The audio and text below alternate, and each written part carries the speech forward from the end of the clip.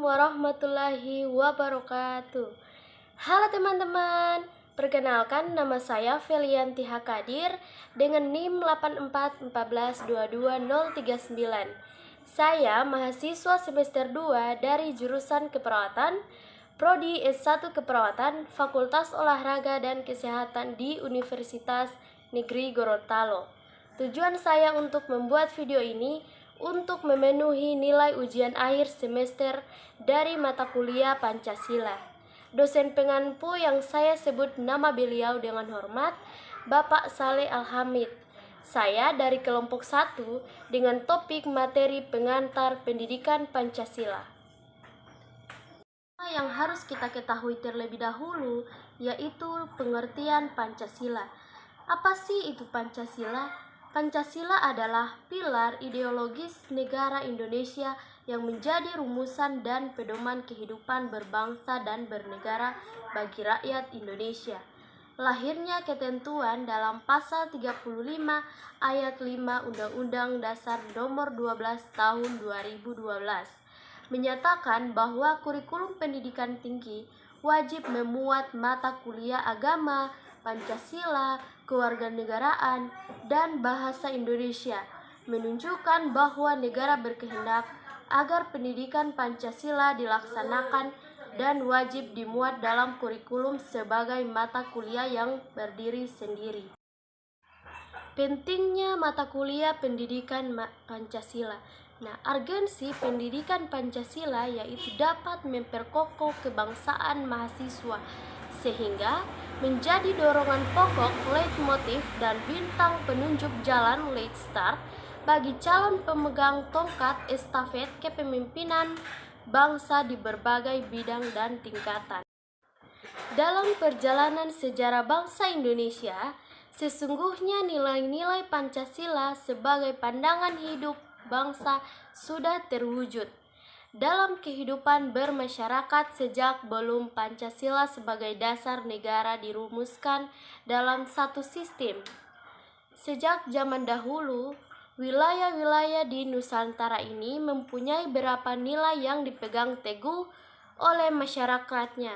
Sebagai contoh, yang pertama yaitu ada percaya kepada Tuhan dan toleran, yang kedua yaitu gotong royong, dan yang ketiga adalah musyawarah, dan yang terakhir yaitu solidaritas atau kesetiakawanan sosial dan sebagainya. Kemudian yaitu materi pokok yang kedua yaitu manifestasi prinsip gotong royong dan solidaritas secara konkret dapat dibuktikan dalam bentuk pembayaran pajak yang dilakukan warga negara atau wajib pajak. Munculnya permasalahan yang mendera Indonesia memperlihatkan telah tergusurnya nilai-nilai Pancasila dalam kehidupan bermasyarakat, berbangsa, dan bernegara. Oleh karena itu, perlu diungkap permasalahan di negeri tercinta ini yang menunjukkan pentingnya mata kuliah pendidikan Pancasila. Yang pertama, ada masalah kesadaran perpajakan.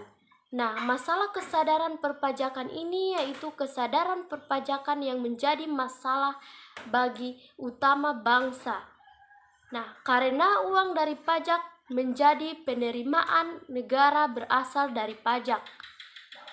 APBN 2016 menyatakan bahwa sebesar 74,6% penerimaan negara berasal dari pajak ini yang muncul adalah masih banyak perorangan maupun badan, lembaga, instansi, perusahaan, dan lain-lain yang masih belum sadar dalam memenuhi kewajiban perpajakan tersebut. Yang kedua adalah masalah korupsi. Nah, masalah korupsi sampai sekarang masih banyak terjadi, baik di pusat maupun di daerah.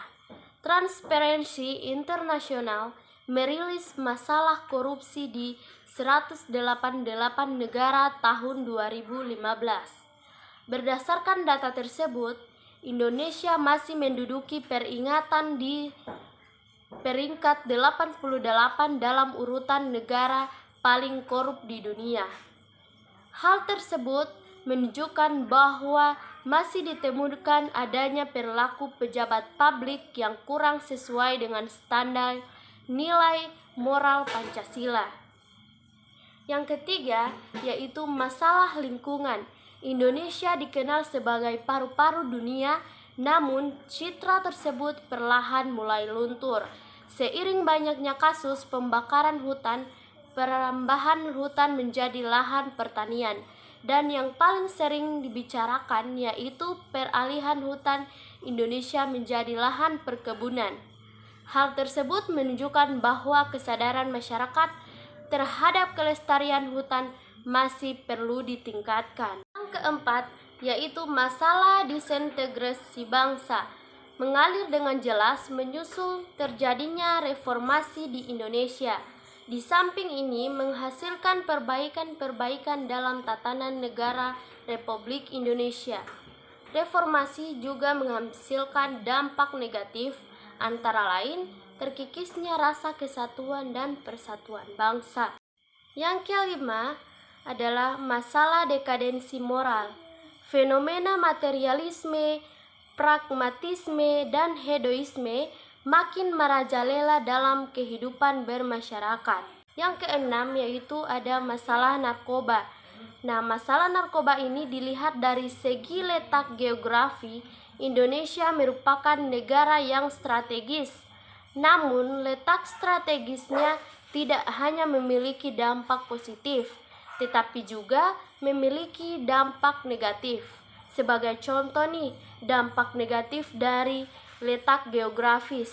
Dilihat dari Kecamatan Bandar Narkoba, Indonesia strategis dalam hal pemasaran obat-obat terlarang.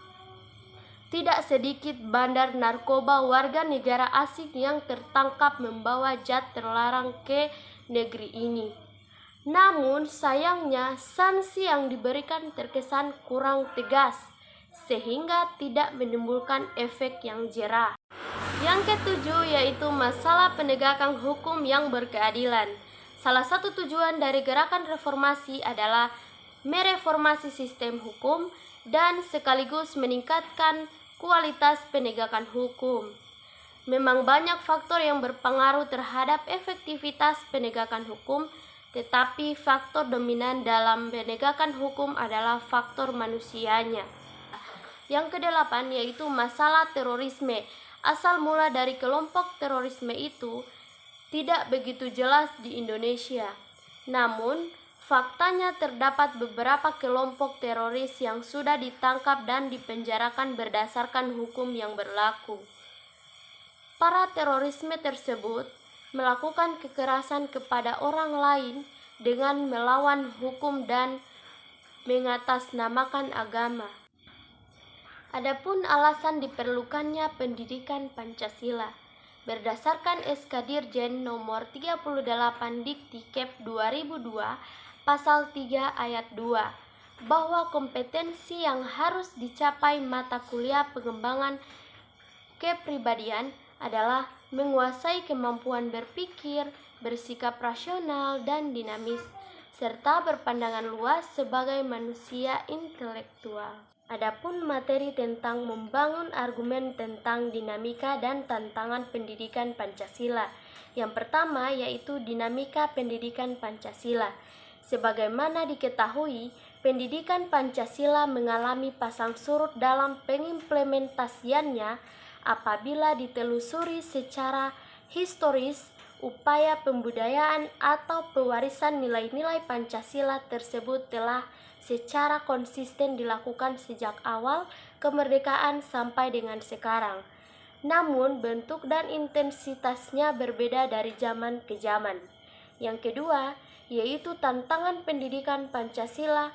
Abdul Ghani menyatakan bahwa Pancasila adalah leitmotif dan leitstar, dorongan pokok dan bintang penunjuk jalan. Tanpa adanya leitmotif dan leitstar Pancasila ini, kekuasaan negara akan menyeleweng.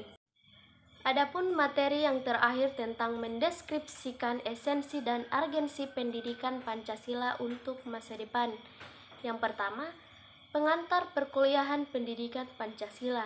Yang kedua, Pancasila dalam kajian sejarah bangsa Indonesia. Yang ketiga yaitu Pancasila sebagai dasar negara. Yang keempat yaitu Pancasila sebagai ideologi negara. Dan yang kelima yaitu Pancasila sebagai sistem filsafat. Yang keenam Pancasila sebagai sistem etika. Dan yang terakhir yaitu Pancasila sebagai dasar nilai pengembangan ilmu. Itulah materi penjelasan tentang pendidikan Pancasila. Demikian beberapa hal yang saya sampaikan pada kesempatan hari ini. Saya mohon maaf yang sebesar-besarnya apabila ada tutur kata maupun tindakan yang kurang berkenan bagi Bapak dosen dan teman-teman sekalian. Dengan ini saya tutup. Wabillahi taufiq walhidayah. Wassalamualaikum warahmatullahi wabarakatuh. Bye-bye.